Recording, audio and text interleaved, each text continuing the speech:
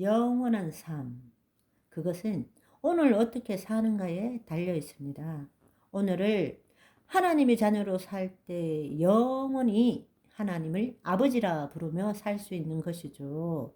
누가복음 12장 19절 20절의 말씀을 보시면 또 내가 내 혼에게 이르되 혼아 여러 해 쓸 물건을 많이 쌓아 두었으니 평안히 쉬고 먹고 마시고 즐거워하리라 하되 하나님이 이르시되 어리석은 자여 오늘 밤에 내 혼을 도로 찾으리니 그러면 내 준비한 것이 누구의 것이 되겠느냐 하셨으니 또 히브리서 9장 27절의 말씀에 보시면 한 번 죽는 것은 사람에게 정해진 것이요 그 후에는 심판이 있으리라 말씀하십니다.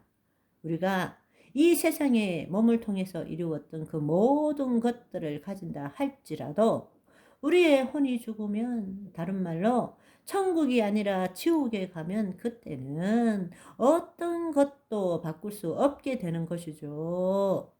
이 말씀은 우리의 몸이 죽은 후에도 혼이 존재한다라는 것을 말하고 있는 것입니다.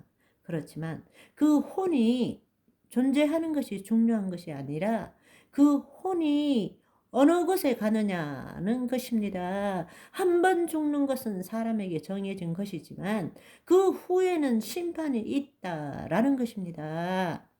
그것은 몸이 있는 동안에 우리가 어떤 삶을 살았느냐로 결정되어지는 것이죠.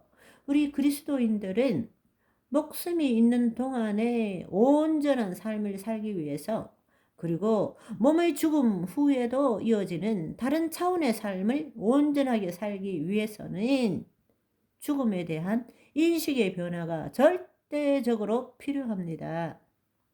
그런데 안타깝게도 많은 경우에 이 죽음에 대해서 제대로 가르치지 않기 때문에 우리는 성경을 아주 단편적으로 이해하고 또 세상의 지식을 그냥 그대로 받아들여서 죽음을 제대로 맞이하지도 못하고 죽음 후의 삶이 어떤지도 알지 못하고 막상 죽음의 때에 이르렀을 때에 우리는 정말 이 죽음이 무엇을 의미한지를 알지 못하고 당혹 가운데 또 특별히 자신이 원치 않는 방법으로 수명을 연장시키고 괴로워하는 사람들이 너무 많다라는 것입니다. 우리가 살면서 우리는 다양한 죽음을 가까운 사람들을 통해서 경험하게 되죠. 어떤 사람은 당하는 죽음이고 어떤 사람은 맞이하는 죽음을 갖게 되고 고통스러운 죽음을 갖는 사람도 있는 반면에 자유함을 누리는 죽음을 경험하는 사람도 있고 당황스러운 죽음에서 어떤 면에서는 굉장히 기품 있는 죽음을 맞이하는 사람도 보게 됩니다. 창세기의 야곱의 죽음과 디모데 후서의 사도 바울의 죽음이 그 예가 되겠습니다. 끝을 맺는 죽음을 맞이하는 사람도 있지만 새로운 시작을 알리는 죽음도 있는 것이죠. 우리는 이 시간을 통해서 전자의 죽음이 아니라 후자의 죽음을 우리가 맞이해야 한다고 생각합니다.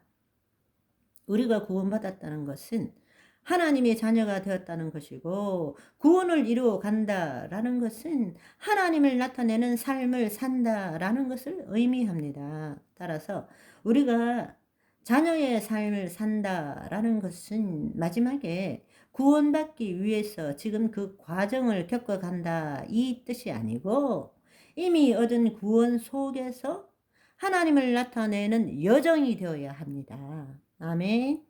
따라서 하나님께서 우리에게 허락하신 이 날들은 너무나 아름답고 귀한 것입니다. 그런데 우리는 그렇게 생각하지 않고 우리가 예수 그리스도를 믿고 구원받았다고 자신의 입술로 고백함에도 불구하고 여전히 그 삶은 거짓 자아가 주체가 되어서 나는 내가 나 하면서 죄를 짓지 않음으로써 마지막 때에 구원을 얻을 요량을 하고 있다라는 것입니다. 하나님 나라 복음을 제대로 알지 못하기 때문에 이런 안타까운 삶을 사는 사람들이 너무나 많다라는 것입니다. 시편 116편 15절을 보시면 그의 경건한 자들의 죽음은 여호와께서 보시기에 귀중한 것이로다. 그렇습니다.